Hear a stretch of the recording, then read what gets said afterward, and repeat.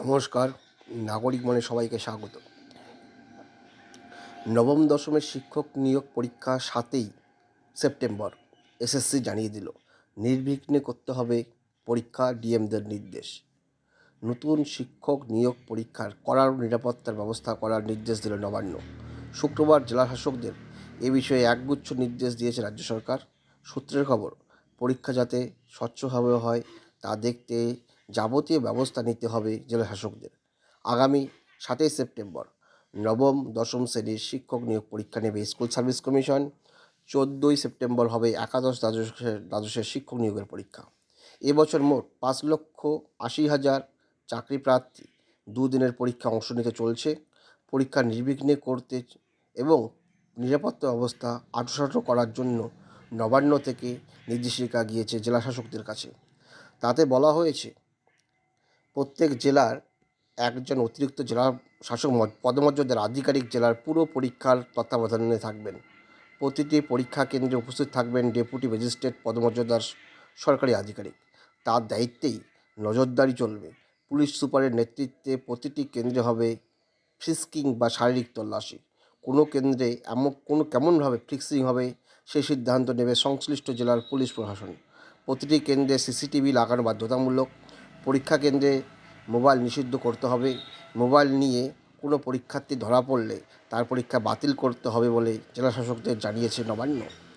এখন এতদিন ধরে যে মিথ বা গল্প, চাকরি দুর্নীতির জন্য নাকি 22 লক্ষ পরীক্ষার্থী বঞ্চিত হয়েছিল, তাহলে এখন সংখ্যাটা কত দাঁড়ালো? 5,80,000 মাত্র পরীক্ষার্থী ফর্ম ফিল আপ করেছিল শিক্ষক নিয়োগের জন্য। 2016 সালে সেটা ছিল 2,80,000। অর্থাৎ নবম দশম একাদশ দ্বাদশ মিলে 2016 সালে ছিল 2,80,000 পরীক্ষার্থী এবং 2025 সালে সেটা হয়ে দাঁড়ালো 5,80,000। তাহলে এতদিন ধরে সংবাদ মাধ্যমে বা বিভিন্ন ব্যক্তিরা যে দাবি করে থাকেন যে 22 লক্ষ যোগ্য প্রার্থীর ভবিষ্যৎ চুরি করেছিল এসএসসি বা তৃণমূল সরকার পরিচালিত এই নিয়োগকারী সংস্থা এসএসসি, তাহলে শিক্ষক নিয়োগে কতজন ফর্ম ফিল আপ করেছিল? এই মিথের উত্তর কে দেবে এখন?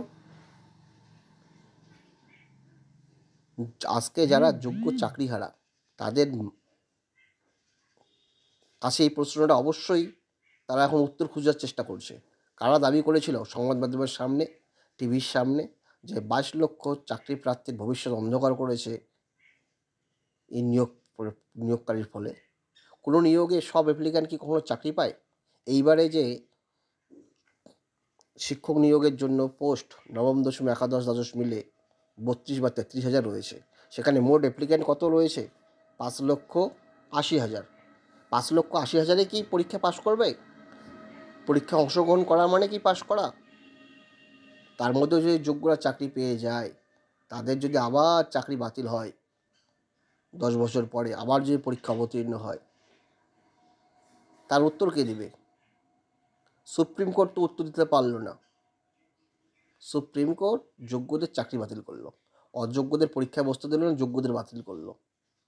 এই রায় দেখিয়ে পরবর্তীকালে যদি আবার এই পরীক্ষায় দুর্নীতির মাধ্যমে কিছু জনকে নিয়োগ করে থাকে এসএসসি, যে এসএসসি এর আগে দুর্নীতি করেছিল, তাকে আবার এই দায়িত্ব দেওয়া হয়েছিল, সে যদি আবার দুর্নীতি করে সেই দায়ভার কে নেবে? সুপ্রিম কোর্ট নেবে? সেই সুপ্রিম কোর্টের রায়ের নিরিখে তো পরবর্তীকালে আবার পিটিশন হতে পারে যে নিয়োগের দুর্নীতিগ্রস্তরা চাকরি পেয়েছে, সুতরাং এই প্যানেলও বাতিল করা হোক এবং নতুন করে 10 বছর পর পরীক্ষা নেওয়া হোক। সুপ্রিম কোর্টের 3রা এপ্রিলের রায়ের দিশা কী?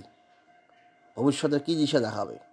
যাই হোক, আগামী 7ই সেপ্টেম্বর ও 14ই সেপ্টেম্বর নবম দশম ও একাদশ দ্বাদশ শ্রেণীর পরীক্ষায় মোট পরীক্ষার্থী অংশগ্রহণ করবে 5,80,000 এবং টোটাল পোস্ট রয়েছে 33,000।